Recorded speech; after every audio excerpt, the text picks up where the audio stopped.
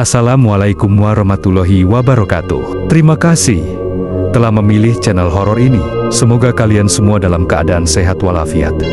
Amin. Kali ini aku akan membawakan kisah nyata tentang tersesat ke desa goib saat pulang kampung. Mari kita langsung ke ceritanya.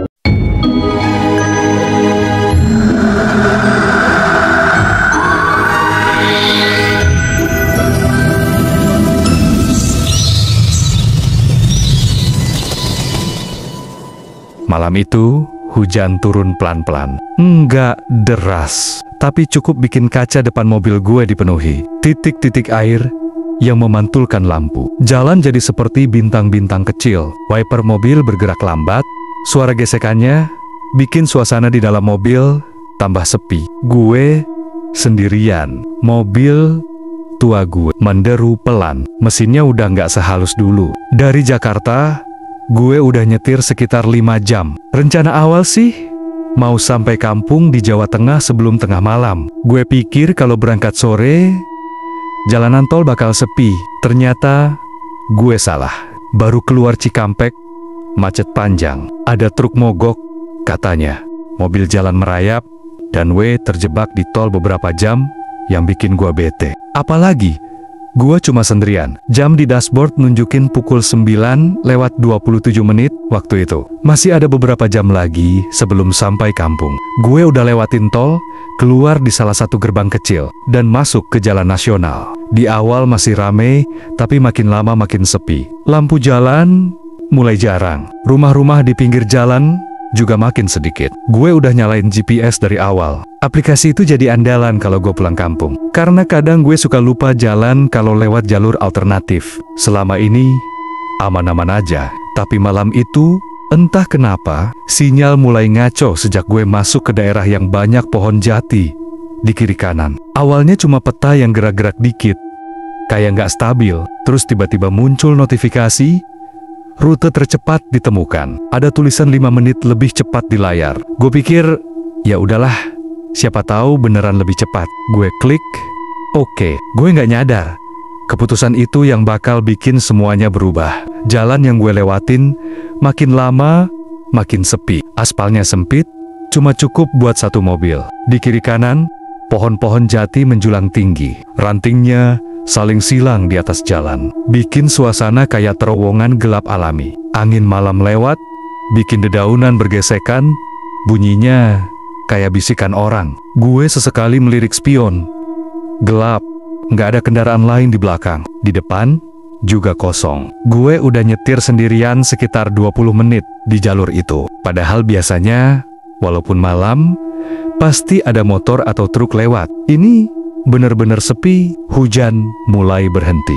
Tapi sisa air di jalan bikin aspal memantulkan cahaya lampu mobil gue. Di kejauhan, kabut tipis mulai terlihat. Gue mikir, mungkin karena jalanan ini dekat hutan atau area sawah. Entah kenapa, perasaan gue mulai nggak enak. Rasanya kayak lagi diawasin. Gue nggak bisa jelasin kenapa. Tapi setiap kali gue ngelirik ke kaca spion, ada rasa deg-degan nggak jelas. Paling cuma karena capek. Gue coba nenangin diri. Gue nyalain radio, berharap ada lagu yang bisa bikin suasana nggak terlalu sunyi. Tapi radio cuma keluar suara kresek-kresek, kayak nggak dapet sinyal. Gue pindah-pindah channel, tetap sama. Gue akhirnya matiin radio. Sekarang cuma suara mesin dan gesekan ban di aspal basah. Tiba-tiba GPS gue ngeluarin suara, belok kiri. 200 meter lagi, gue kaget. Di depan gue nggak kelihatan ada persimpangan, tapi bener aja. 200 meter kemudian, ada jalan kecil ke kiri. Jalannya lebih sempit lagi, kayak jalan desa. Aspalnya udah retak, sebagian ketutup rumput liar.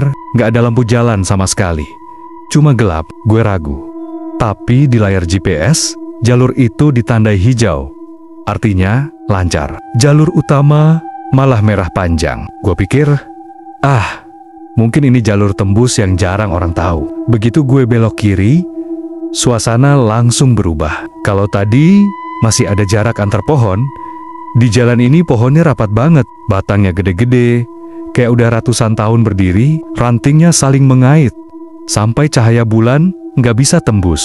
Mobil gue serasa masuk ke lorong gelap yang basah. Gue pelanin kecepatan, dalam hati mulai nyesel. Kenapa gue nggak terus aja di jalan utama? Tapi buat muter balik, gue harus cari tempat yang cukup lebar. Masalahnya, sejauh mata memandang, kiri kanan cuma pepohonan rapat dan parit kecil. Di layar GPS, jalannya lurus sekitar 3 km. Sebelum nyambung ke jalan besar lagi, gue memutuskan untuk terus maju. Tiba-tiba, gue sadar sesuatu. Jalan di belakang gue nggak kelihatan lagi. Padahal, gue baru aja lewat. Tapi sekarang, lewat kaca spion, gue cuma lihat kabut tebal putih, kayak tirai yang nutup jalan. Gue ngejilat bibir. Kering, telapak tangan gue basah sama keringat. Gue coba tarik napas panjang. Tapi dada rasanya sesak. Gue bilang ke diri sendiri, santai, cuma kabut, biasa aja. Tapi entah kenapa, dari kabut itu, gue ngerasa ada sesuatu yang bergerak, nggak kelihatan jelas. Cuma bayangan samar, tinggi, dan diam. Gue langsung fokus ke depan lagi, nggak mau mikirin macam-macam. Mobil gue gas pelan, berharap segera keluar dari jalan aneh ini. Tapi makin gue jalan, makin gue ngerasa kayak nggak maju-maju. Pepohonan di kiri kanan bentuknya mirip semua, jalan lurus. Tapi entah kenapa kayak muter-muter di tempat yang sama. Saat itu, suara di GPS ngomong lagi. Tapi nadanya berbeda, lebih pelan dan aneh. Terus jalan. Gue langsung merinding. Itu bukan suara perempuan standar dari aplikasi. Suara ini berat, agak serak dan kayak berbisik tepat di telinga gue. Gue refleks, matiin GPS. Layar HP gue blank sesaat, terus nyala lagi. Tapi nggak ada sinyal sama sekali. Gue mulai nyadar, gue bener-bener sendirian di tempat yang nggak gue kenal. Setelah gue matiin GPS, suasana di dalam mobil jadi makin mencekam. Gue cuma bisa mengandalkan lampu mobil yang temaram menyapu jalan sempit itu. Cahaya lampu cuma nyentuh beberapa meter ke depan. Selebihnya gelap pekat. Gue nyadar, suara hujan udah nggak ada. Padahal tadi gerimis lumayan lama. Sekarang yang terdengar cuma suara ban. Mobil gue menggilas kerikil yang sesekali muncul di permukaan aspal. Tangan gue refleks pegang setir lebih erat. Sendi-sendi jari gue sampai pegal. Gue nggak tahu kenapa, tapi ada perasaan kayak kalau gue nggak fokus, sesuatu bakal muncul dari kegelapan itu. Gue tarik napas, nyoba tenang. Tapi napas gue sendiri malah bikin uap tipis di kaca makin tebal. Gue lap pakai tangan, tapi percuma. Beberapa detik kemudian, kabutnya balik lagi. Di tengah tegangnya suasana, gue mulai nyium bau.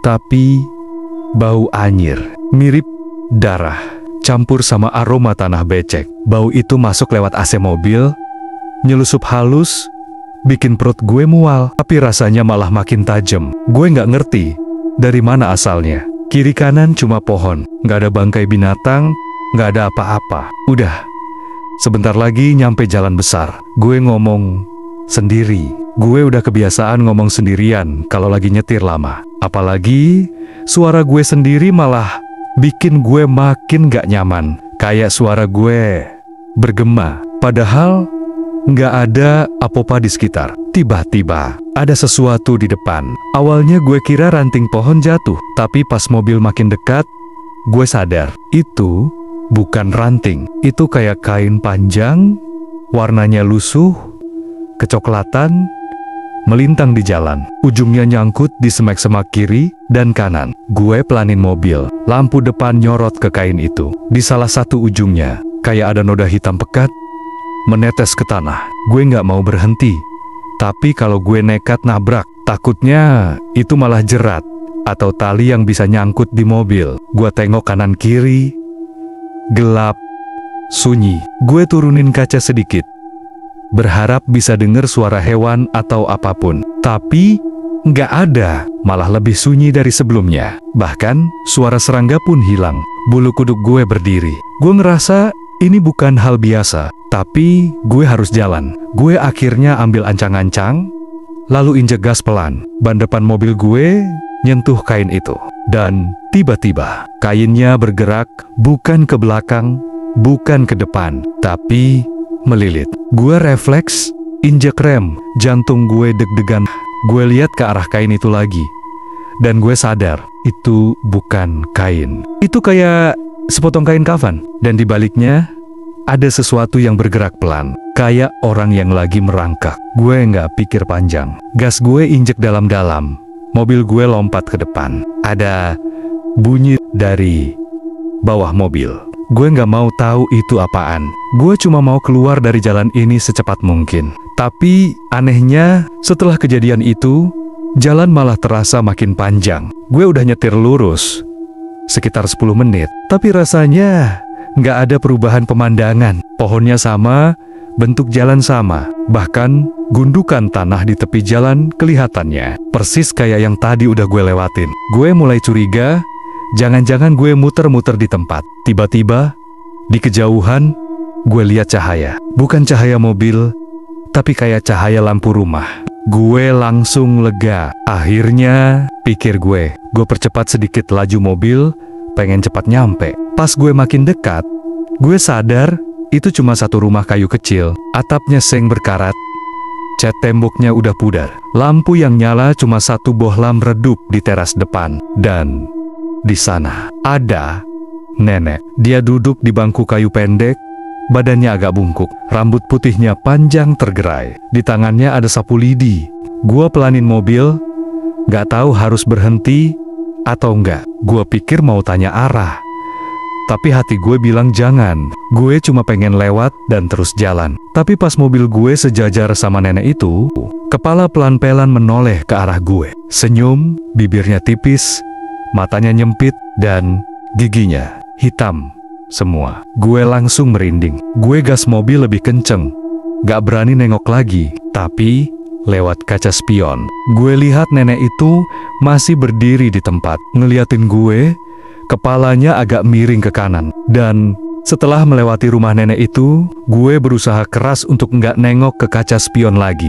Tapi perasaan gue bilang dia masih di sana. Entah kenapa, otak gue kayak terus memaksa buat memastikan. Gue lawan habis-habisan. Gue tahu kalau gue kalah.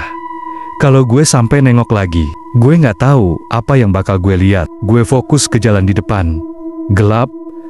Aspalnya penuh bercak air, daun-daun kering bergelimpangan, dan setiap ban mobil gue melewatinya. Bunyinya kayak langkah kaki di lantai kayu tua. Gue tarik napas panjang, berharap bisa meredakan deg-degan. Tapi ternyata nggak berhasil, bahkan gue bisa denger degup jantung gue sendiri keras. Lalu, gue nyadar sesuatu. Udara di dalam mobil makin dingin. Bukan dingin AC biasa, tapi dingin yang kayak meresap sampai ke tulang. Gue matiin AC, tapi dinginnya nggak hilang, malah makin menusuk. Gue lihat jam di dashboard, 10,56 malam. Rasanya tadi baru aja jam setengah 11 pas gue masuk jalan ini. Tapi entah kenapa, waktu kayak nggak maju. Gue coba pegang HP, nggak ada sinyal. Baterai masih 47%. Gue pikir mau nyalain musik buat ngusir sepi, tapi anehnya layar HP gue sempat nyala sebentar, terus mati lagi sendiri. Bukan mati, total layarnya cuma hitam.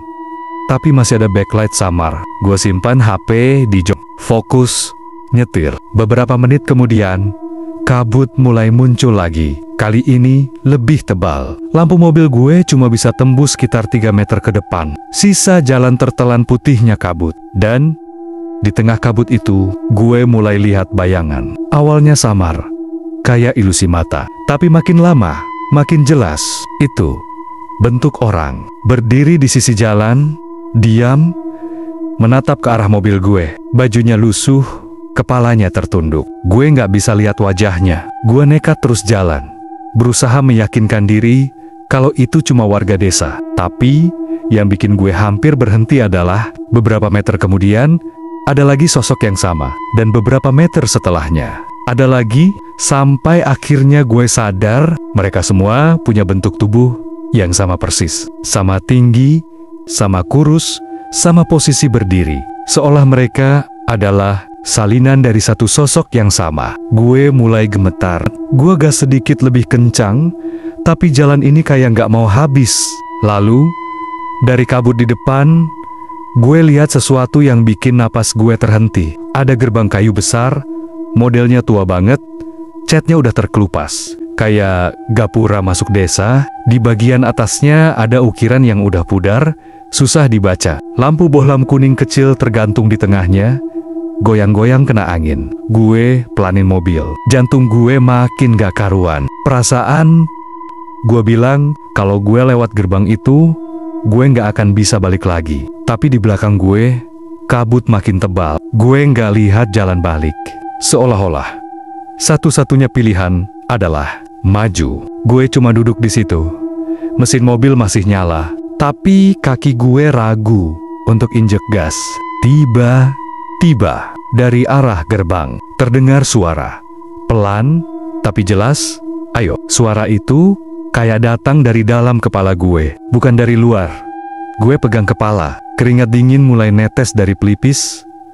Gue nggak tahu kenapa, tapi bagian dalam tubuh gue seolah mendorong gue untuk maju. Dan di saat gue masih bingung, lampu mobil gue meredup sendiri, mesin bergetar. Kayak ada sesuatu yang menghisap energinya. Gue panik.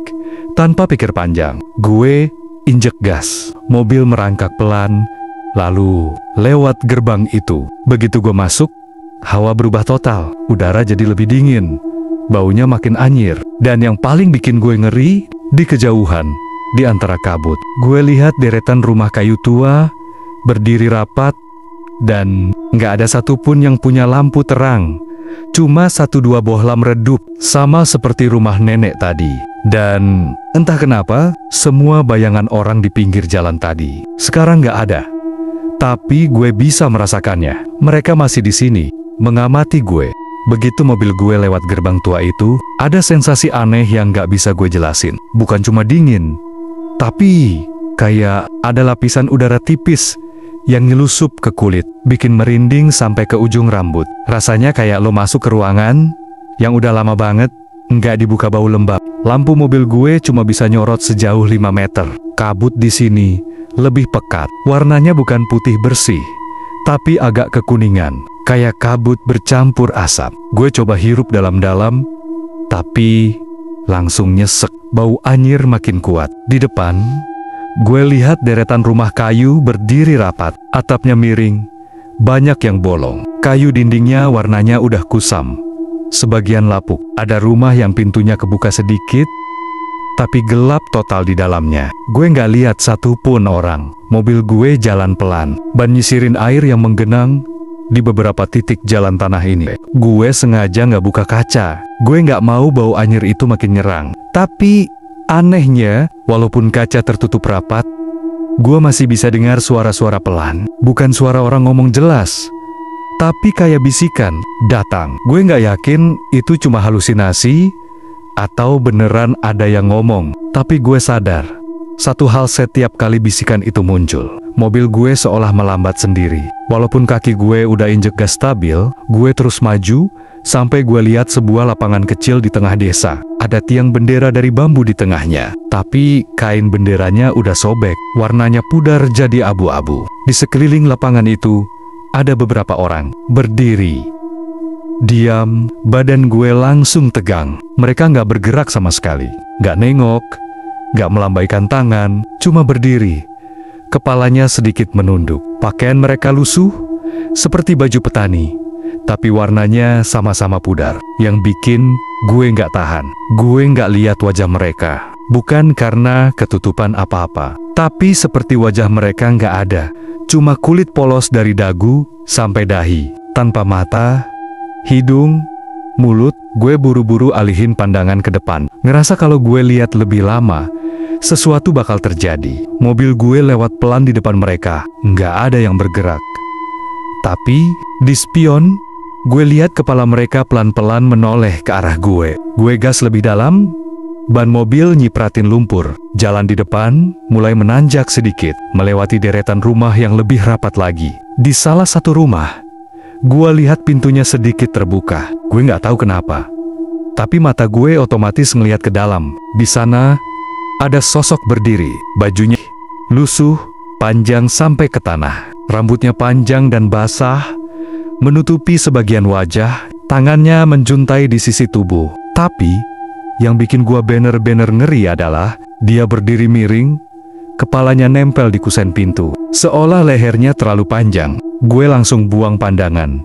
Napas gue udah nggak teratur. Rasanya paru-paru gue sesak. Dada kayak ditekan batu besar. Gue nggak tahu ini tempat apaan. Tapi semua insting gue teriak, keluar. Tapi keluar kemana? Gue coba lihat GPS lagi. Nggak ada sinyal. Peta blank. Cuma ada titik biru yang diam di satu lokasi. Walaupun mobil gue terus jalan, tiba-tiba dari arah kanan, gue lihat ada jalan kecil bercabang. Jalannya lebih gelap.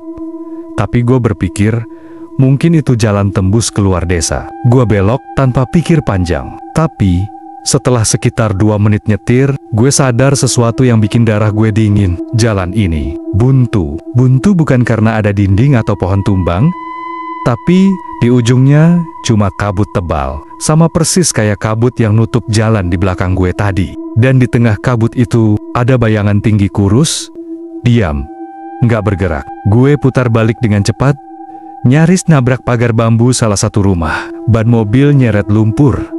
Suara mesinnya meraung. Gue balik lagi ke jalan utama desa itu. Tapi pas gue lihat ke depan, gue merasa jantung gue berhenti sepersekian detik. Gerbang kayu tua yang tadi gue lewatin udah nggak ada. Yang ada cuma deretan rumah kayu tua, dan di ujung jalan ada cahaya redup dari satu lampu bohlam. Goyang-goyang tertiup angin, dan di bawah lampu itu nenek tadi. Tapi kali ini dia nggak senyum. Dia berhenti, ngangkat kepala, dan matanya bolong, kosong, hitam pekat, kayak lubang. Gue ngerasa kalau gue tetap di sini 1 menit lagi, gue nggak akan keluar hidup-hidup. Gue injek gas sekencang-kencangnya. Mobil gue melesat melewati nenek itu, masuk ke jalan sempit yang entah kemana arahnya. Gue udah nggak peduli, gue cuma pengen keluar dari desa ini. Tapi gue nggak sadar, setiap belokan yang gue ambil, setiap rumah yang gue lewati, bentuknya sama persis. Kayak gue muter-muter di desa yang gak punya ujung. Dan bisikan itu makin jelas di telinga gue, jangan coba-coba keluar. Tangan gue mulai kaku di setir, telapak tangan rasanya kebas. Tiba-tiba, gue lihat cahaya. Bukan lampu rumah, tapi lampu jalan. Cahaya putih kekuningan, panjang berjajar. Gue gas sekencang yang mobil bisa. Gue nggak berani percaya diri dulu. Gue terus melaju sampai ban depan gue menyentuh aspal mulus. Tapi saat gue melintas ke jalan besar itu, gue sadar, ini bukan jalan nasional yang gue kenal.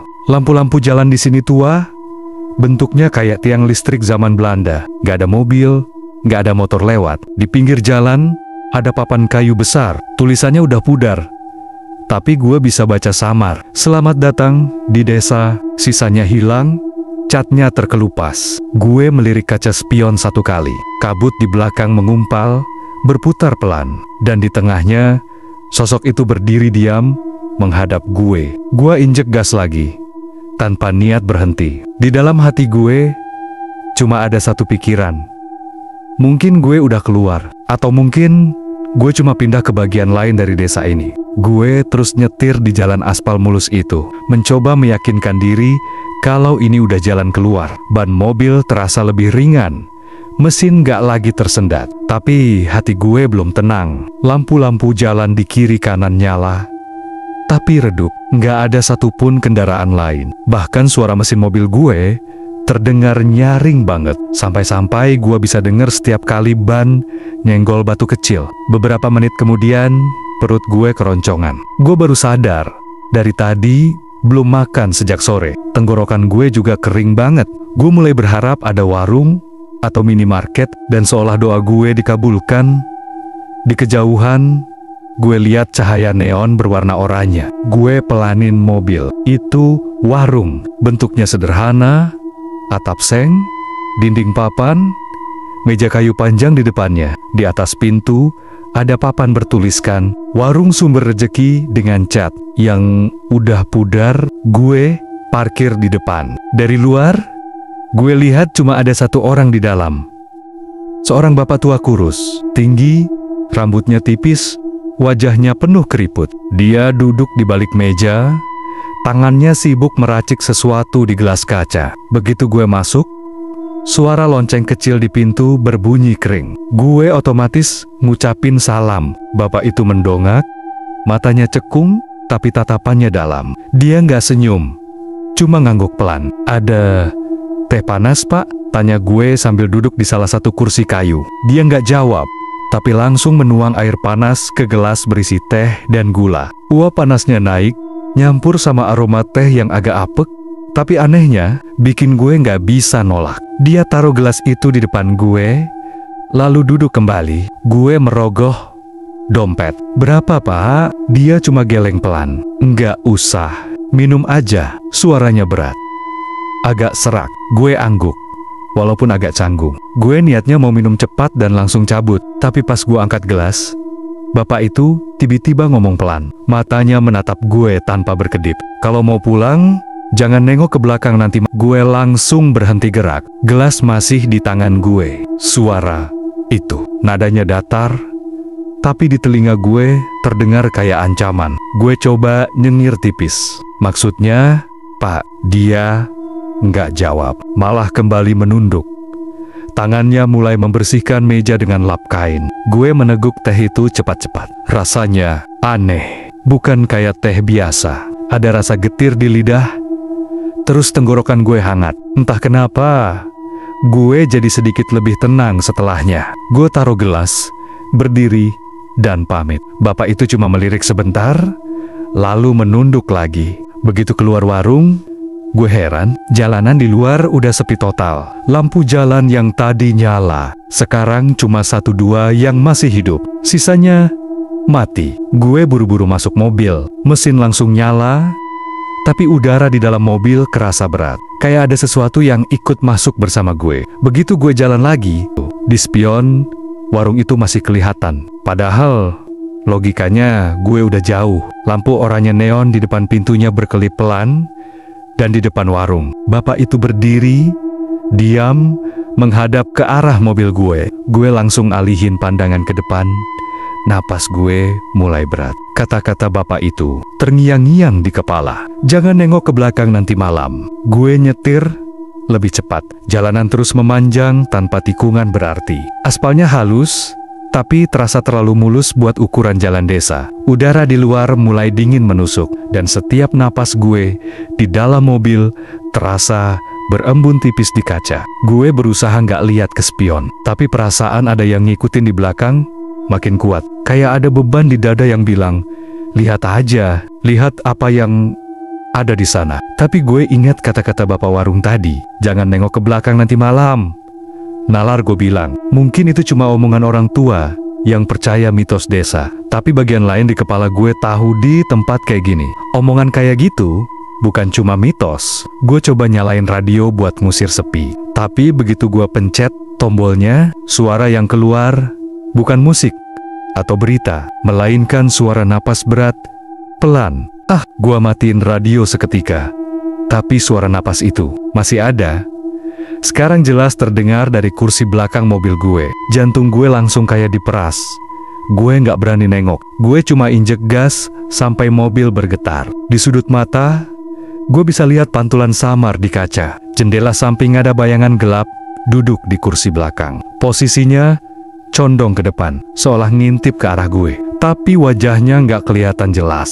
Tangan gue mulai dingin, napas gue memburu. Gue coba ngomong sendiri, nggak ada apa-apa. Tapi suara napas itu malah makin dekat.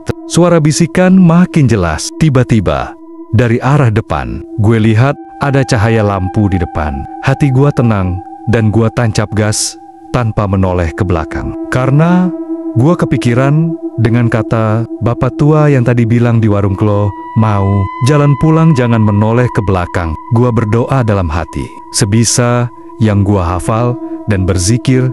Dan alhamdulillah, gue bisa keluar dari kegelapan, dan seketika semua hilang dengan sekejap. Seperti mobil keluar dari lorong gelap, hati gue tenang dan mengucap syukur. Karena gue bisa selamat dari desa yang gak jelas itu. Dari cerita ini kita bisa belajar sebelum berpergian. Jangan lupa membaca doa, Mohon perlindungan Yang Maha Pencipta agar kita diberi keselamatan dunia akhirat. Terima kasih telah mendengarkan cerita ini sampai selesai. Jangan lupa like, komen, dan subscribe channel ini. Dan saya tutup dengan Assalamualaikum warahmatullahi wabarakatuh.